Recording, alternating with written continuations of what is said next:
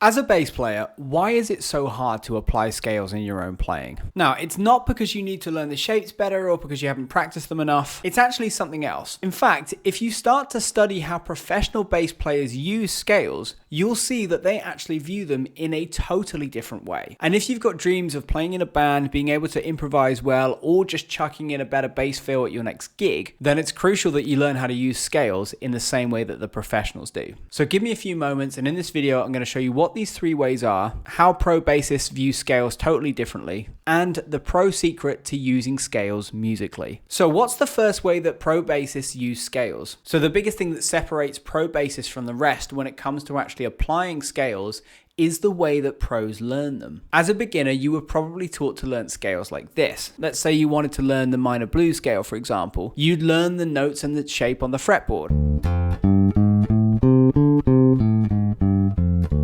Then you would be told to practice it over and over again with a metronome. Now, this is great, but all it really teaches you is the notes. And when we contrast that to how pros would have learnt this scale, you'll start to see why that's a problem. Pros will learn scales not just by learning the shape on the neck, but also by learning music that uses that scale. For example, they might learn a song like Are You Gonna Be My Girl by Jet.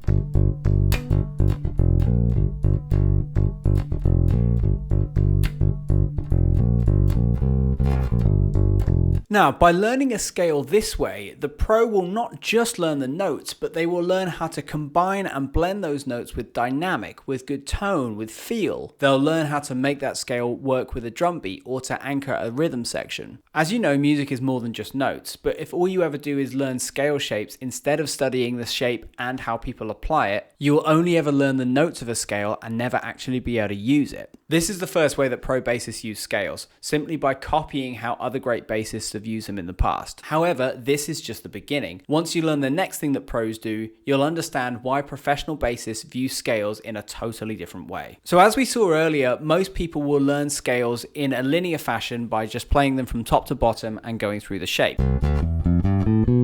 But what you might not have realized is that doing this actually taught you a load of more subtle rules that have stopped you from using them effectively in your own playing. Now, how do I know this? Easy. I used to see this literally every day when I taught at a music school. If I was teaching something like the E minor pentatonic scale to a class, I'd always try to encourage them to use it and be creative with it. Maybe I'd get them to write a piece of music or write a riff, and when they did, they would always come back with riffs that sounded like this.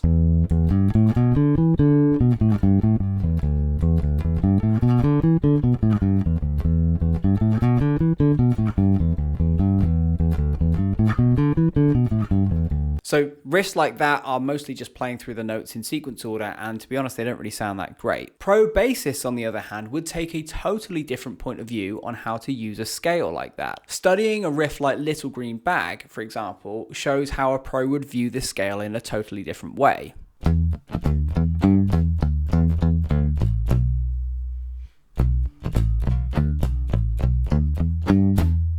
So in that demo there, I played Little Green Bag in the key of E. It uses the E minor pentatonic scale that has the notes E, G, A, B, D, and E. But when you look at the notes of Little Green Bag as they occur in what you might call riff order, you'll see that the sequence of them is totally different.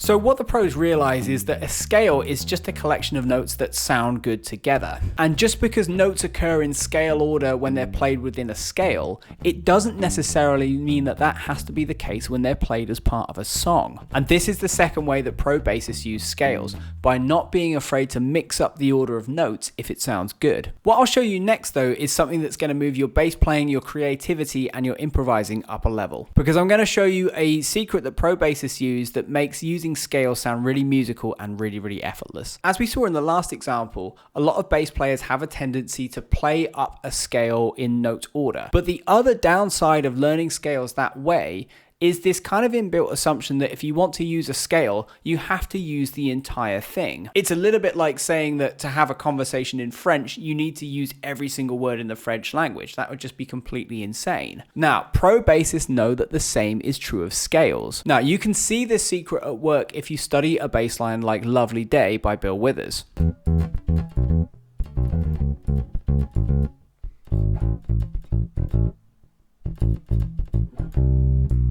Now the chords to that song are E major, C sharp minor, an A, and then there's a C and a B on the end before we go back to the E. Now imagine that you're the bassist that has to come up with a bass line for that song. You could just play the root notes, but that would be a little bit boring.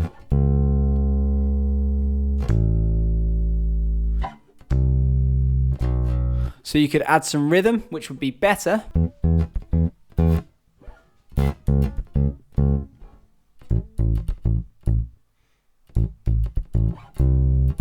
Or you could do what the bassist on the record did, Jerry Knight, and use a technique that I like to refer to as the join the dots technique. So Jerry knows that the key of this song is E major. So what he does to make this bass line more interesting is that he uses little small incomplete fragments of the E major scale to move between the root notes of each chord. This means he can still anchor the harmony because he's playing the root notes, but he can make the whole thing sound more interesting because he's using these little scale fragments to move between root notes, almost as if it's a massive game of musical join the dots.